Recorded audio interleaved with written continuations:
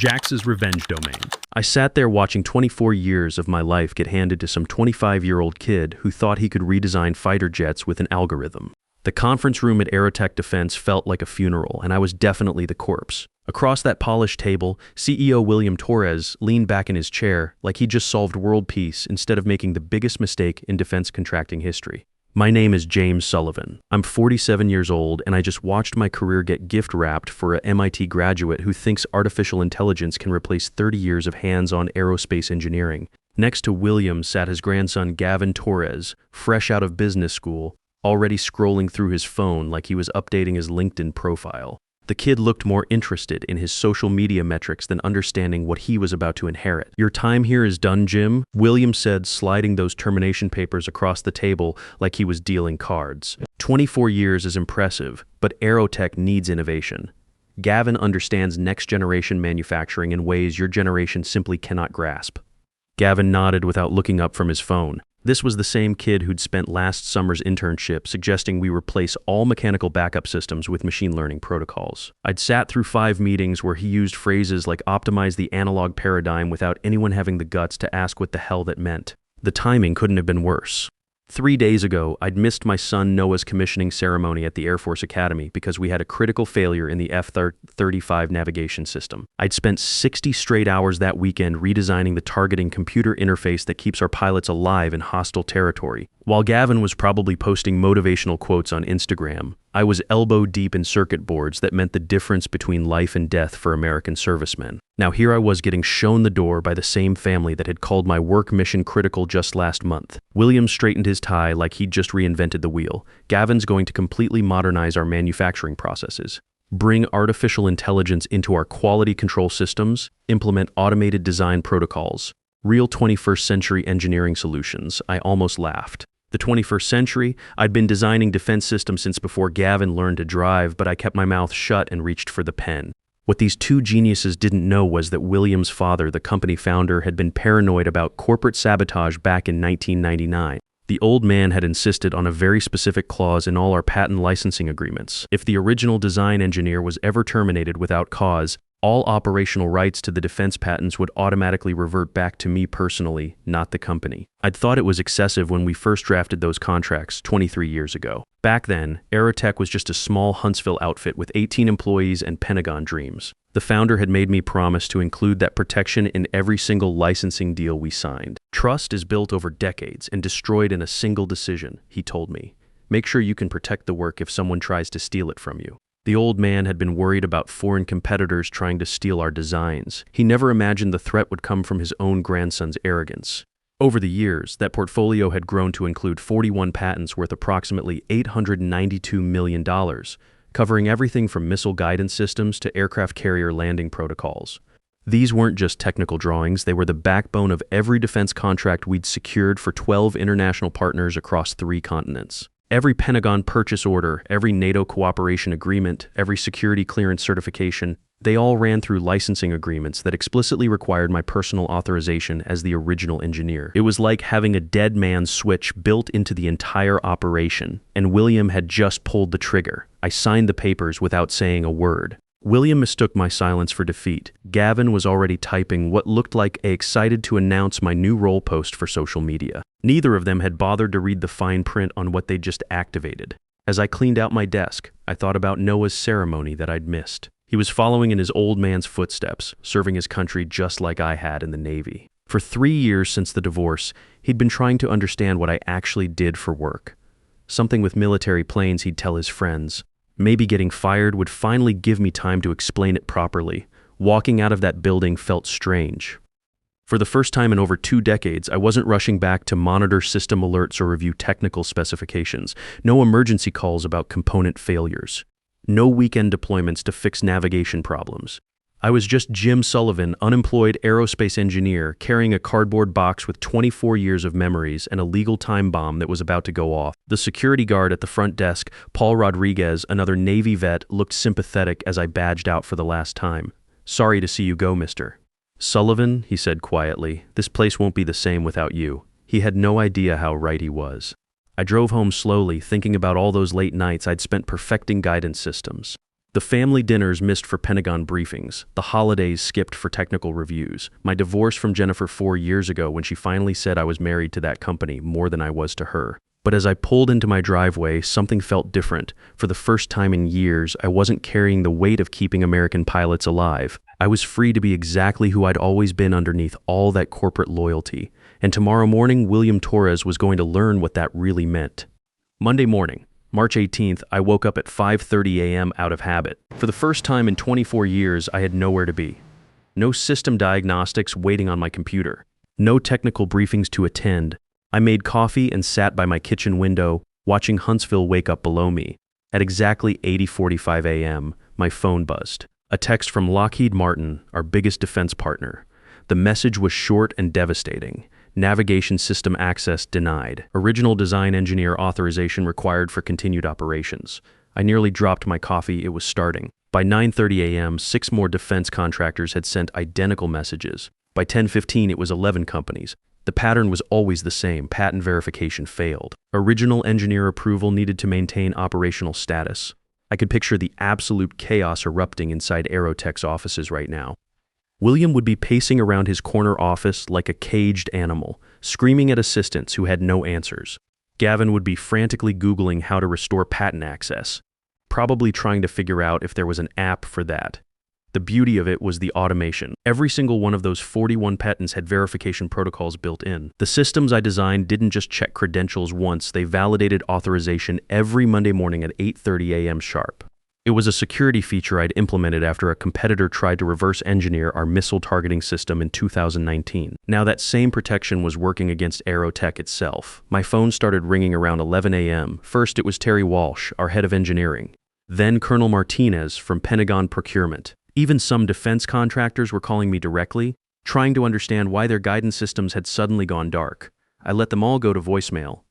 I wasn't ready to talk yet. Besides, watching the news feeds was more entertaining. The first headline appeared on Defense News at 12:15 p.m. Major aerospace contractor Aerotech experiences widespread system failures across defense portfolio. By 1 p.m., it was trending on industry forums and LinkedIn. The comment section was brutal. This is what happens when you fire experienced engineers for MBA theories, one Pentagon insider posted. Defense systems aren't startup projects. You need people who've actually built these things, wrote another. Gavin had posted something that morning about revolutionary AI integration in aerospace manufacturing. The post had 234 angry comments and counting. Someone had replied with a screenshot of a Lockheed error message in the caption, "How's that AI working out for you?" The kid had deleted the post by 2 p.m. Around 3 p.m., Noah called me from the academy. "Dad, I saw the news about Aerotech. Are you okay?" "I'm fine, son. Actually, I'm better than I've been in years. But they fired you after everything you built there." His voice carried that mix of anger and confusion that reminded me of when he was a teenager trying to understand why I missed so many of his games. Sometimes the best thing that can happen is getting fired by people who don't appreciate what you do. I don't understand. If you designed all their systems, how can they just replace you? I smiled even though he couldn't see it. That's exactly what they're learning right now. You can't replace 24 years of hands-on engineering with an MBA and good intentions. What do you mean? Every system I built has my authorization code embedded in the patent structure. It's like a security fingerprint. Without my approval, nothing works. I designed it that way to protect against corporate theft, but it turns out it also protects against corporate stupidity. Noah was quiet for a moment. "So you could fix this if you wanted to." "I could, but I won't. Not for them." Tuesday brought a cascade of failures that made Monday look like a minor glitch. The targeting systems I'd built for 3 fighter aircraft programs went completely offline. Navy missile guidance protocols started throwing critical errors.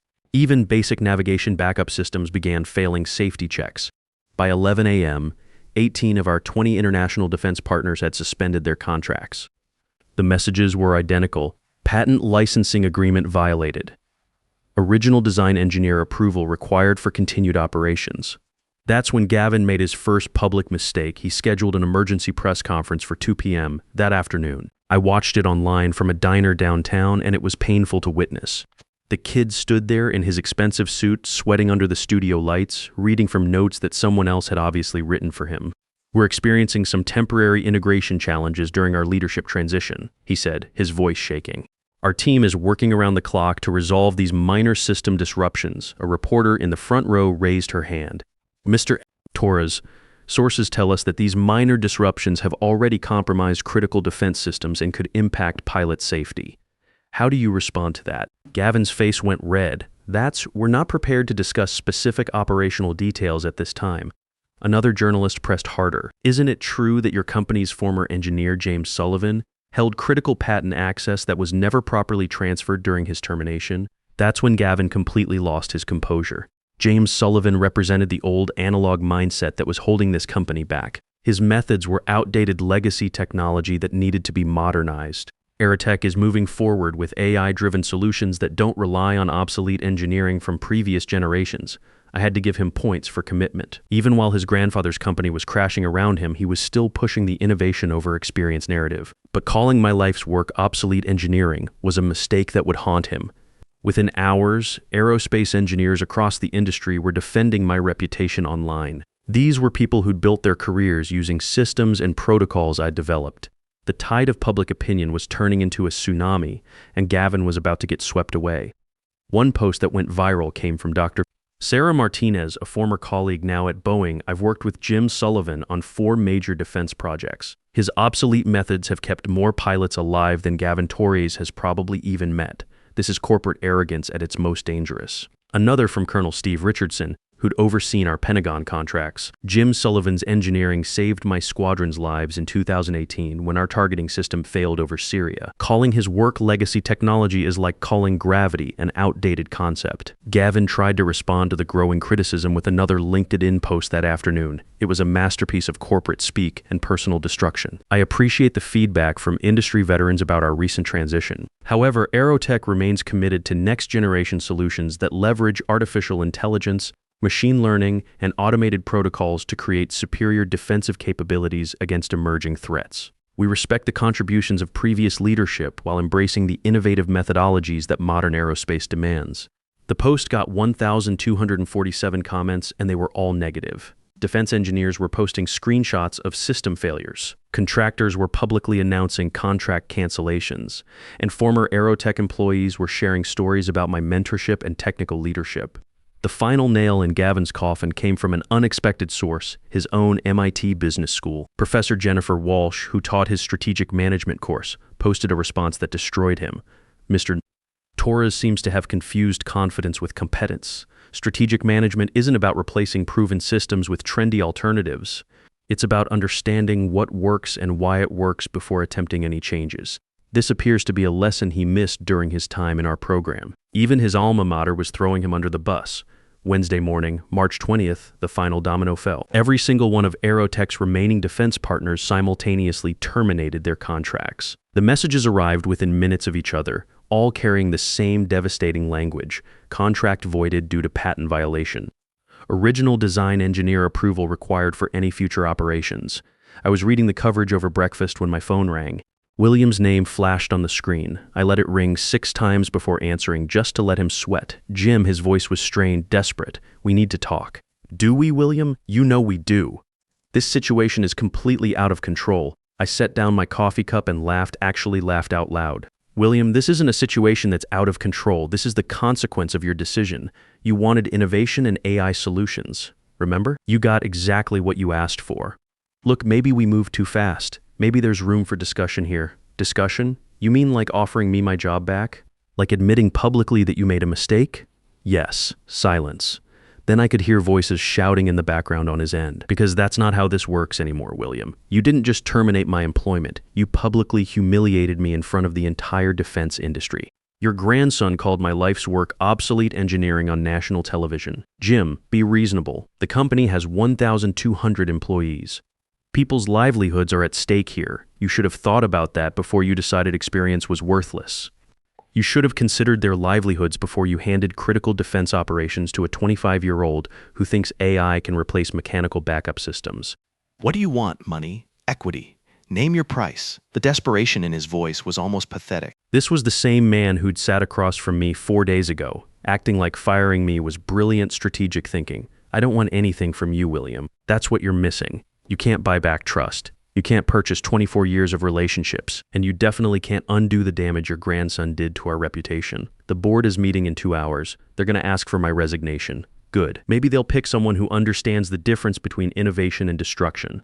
I hung up on him. The stock market opened that morning with Aerotech down 47% in pre-market trading. By lunch, it had dropped another 22%. Financial networks were running continuous coverage with headlines like defense giant collapses after engineering blunder and when nepotism meets national security. A cautionary tale. The most damaging coverage came from Aviation Week, a trade publication that had featured me on their cover twice in the past 6 years. Their article was brutal. James Sullivan spent over 2 decades building Aerotech into the most trusted name in defense aerospace. His designs protect everything from fighter pilots to Navy operations. Yesterday, the company's new leadership called his methods obsolete. Today, they're begging him to return as their entire defense portfolio crumbles. This is what happens when buzzwords replace expertise. By 3 p.m., Bring Back Sullivan was trending on industry forums. Aerospace engineers from around the world were sharing stories about working with me, defending the systems I'd built, and absolutely destroying Gavin's reputation in the process. One post that particularly stung came from Captain Lisa Rodriguez, an F-35 pilot I'd worked with during testing. Jim Sullivan's obsolete navigation system guided me safely through a sandstorm over Iraq last year. His backup protocols saved my life when primary systems failed. Gavin Torres has never been in a cockpit, never risked his life on the systems he's so eager to replace.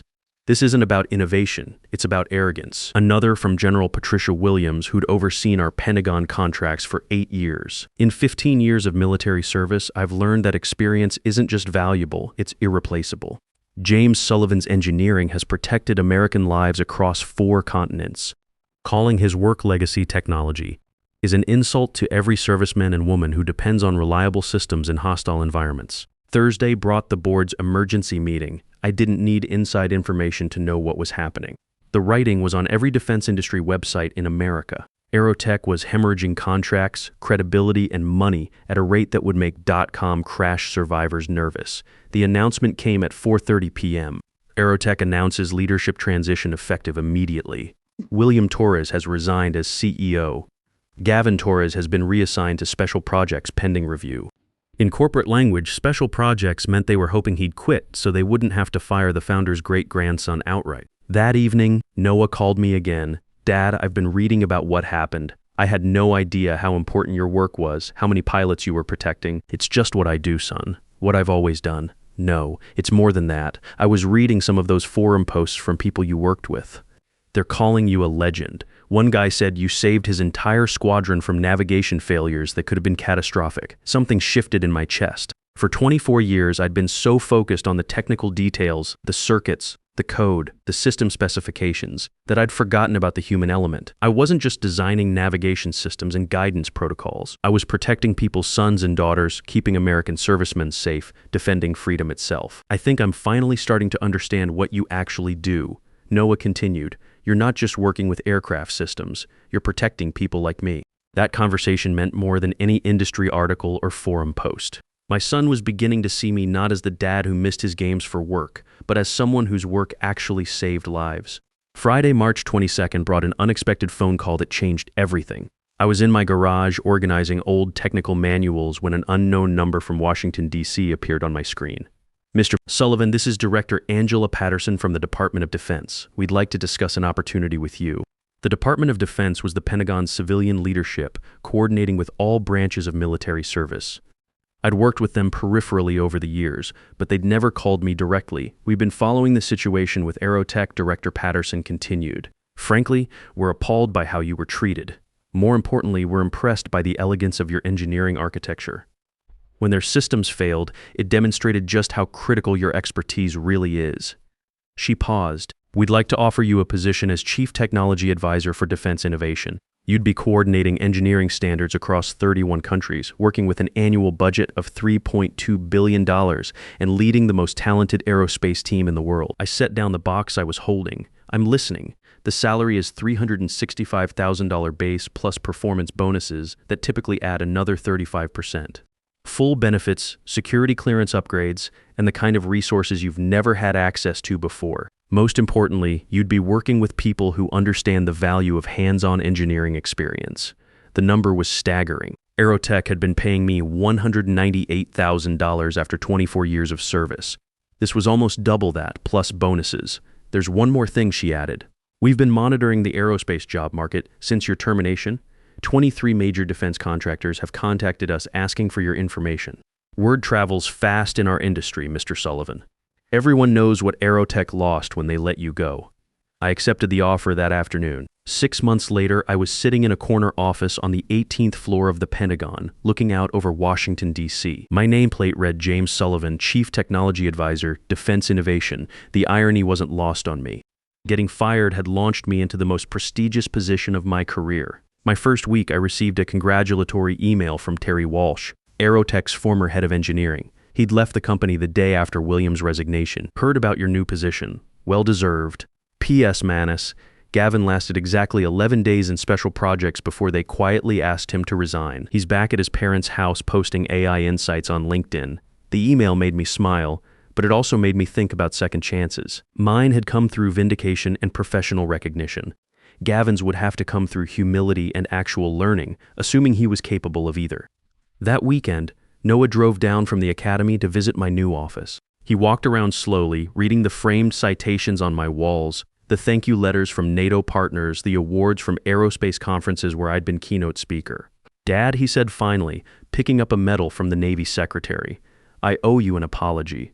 All these years I thought you just worked with airplane computers. I had no idea you were protecting people's entire lives. You don't owe me anything, son. I'm the one who should apologize. I spent so many years focused on the engineering that I forgot to explain why it mattered. No, you were doing something important. I just couldn't see it. He set the medal down carefully. I've been thinking about my specialty choice at the academy, maybe aerospace engineering instead of general military science. That surprised me. You don't have to follow in my footsteps just because of what happened. I'm not. I'm doing it because I finally understand what those footsteps lead to. He gestured around the office. You spent your whole career protecting people and they didn't even know it. That's the kind of work that actually matters. 3 months after my termination, Aerotech was acquired by Northrop Grumman for approximately $89 million, but about 35% of what the company had been worth before my departure. The acquiring company immediately hired me as a consultant to help rebuild the defense relationships that had been destroyed. William retired to his ranch in Montana. I heard through industry contacts that he'd started raising cattle, claiming he wanted to get back to simpler times when things made sense. Gavin, according to LinkedIn, was working as a junior analyst at a small consulting firm in Birmingham, no longer posting about disrupting industries or leveraging AI solutions for everything. The best part of my new position wasn't the salary or the prestige, it was the work itself. For the first time in my career, I was collaborating with people who understood that aerospace engineering wasn't just about technology. It was about trust, relationships, and the patient accumulation of expertise over decades. My team included former Air Force test pilots, MIT professors, and industry veterans who'd been fighting technological challenges since before Gavin was born. When we met around conference tables, nobody questioned my methods or suggested we needed to disrupt our approach. They respected what worked and built on it intelligently. 6 months into the job, I received an unexpected email from Jennifer, my ex-wife. Saw your interview in Defense Today magazine. I'm proud of you, Jim, not just for the new position, but for how you handled everything with dignity. Noah talks about you differently now. He finally sees what I always saw, that you weren't just working late for the sake of working. You were protecting people. Her words meant more than any professional recognition I'd received. Looking back now, I realized that William and Gavin did me the greatest favor of my professional life. They freed me from a company that had stopped deserving my loyalty. They forced me to remember that my value wasn't tied to their recognition. It was embedded in the work itself, in the lives I'd protected, in the systems that kept American servicemen safe. The clause that old founder had insisted on, including in our contracts, wasn't just about protecting the company from hostile takeovers. It was about protecting the work from people who couldn't appreciate its value. In the end, Gavin learned something they don't teach in business school. You can't replace experience with enthusiasm, you can't substitute expertise with AI buzzwords, and you definitely can't build trust with PowerPoint presentations and social media posts. Sometimes the best revenge isn't getting even, it's getting better. I got both. The defense systems I built still protect American pilots every day. The difference is now I'm building them for organizations that understand what protection actually means. And when I go home each night, I know that my son finally understands it too. That's worth more than any stock price or severance package William could have offered. If you're 50 or older and reading this, You know what it's like when some young hotshot thinks your experience is worthless. Maybe you've been pushed aside for someone with fresher ideas and bigger promises. Here's what I learned. Your expertise isn't outdated just because someone younger says it is. The work you've done, the knowledge you've built, the relationships you've earned, that's not legacy thinking. That's the foundation everything else stands on. Don't let anyone convince you otherwise. And when they try to replace you with buzzwords and automation, remember this. There's no algorithm for wisdom, no app for experience, and no substitute for knowing what you're doing. Stand your ground. Your time isn't over, it's just getting started.